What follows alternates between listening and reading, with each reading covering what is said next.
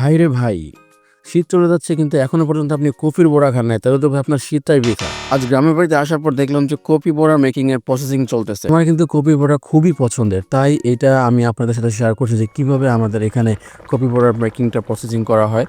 তো দেখতেই পাচ্ছেন এখানে অলরেডি ফুলকপি সিদ্ধ হয়ে গিয়েছে। তারপর এখানে একটা বোলের মধ্যে কিন্তু পর্যাপ্ত পরিমাণে আটা বা ময়দা কি যেন নিয়েছি, এগুলো নিয়ে সালাদ নিয়ে কিন্তু লবণ দিয়ে দেওয়ার পরে এখানে যে সিদ্ধ করা কপিগুলো ছিল সেগুলো কিন্তু ম্যাশ করে নিয়েছে।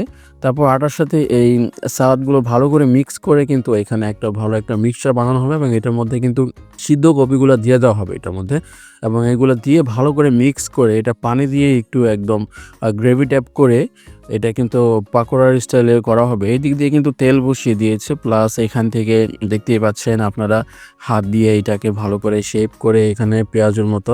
তো এখানে কিন্তু তেলের মধ্যে ছেড়ে দেওয়া হয়েছে, দেখতে পাচ্ছেন একদম কত সুন্দর একটা কালার চলে আসছে। একটুক্ষণের ভিতরে কিন্তু এটা সম্পূর্ণ ভাজা হয়ে যাবে।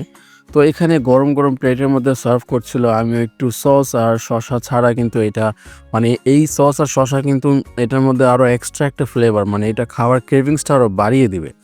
তো গরম গরম দেখতেই পাচ্ছেন ছিঁড়ছিলাম আর ধোঁয়া বের হচ্ছিল, এত সুন্দর লাগছিল যা বলার বাইরে। খেতে কিন্তু খুবই টেস্টি ছিল। চাইলে আপনারাও খেতে পারেন বাসায় এভাবে বানিয়ে।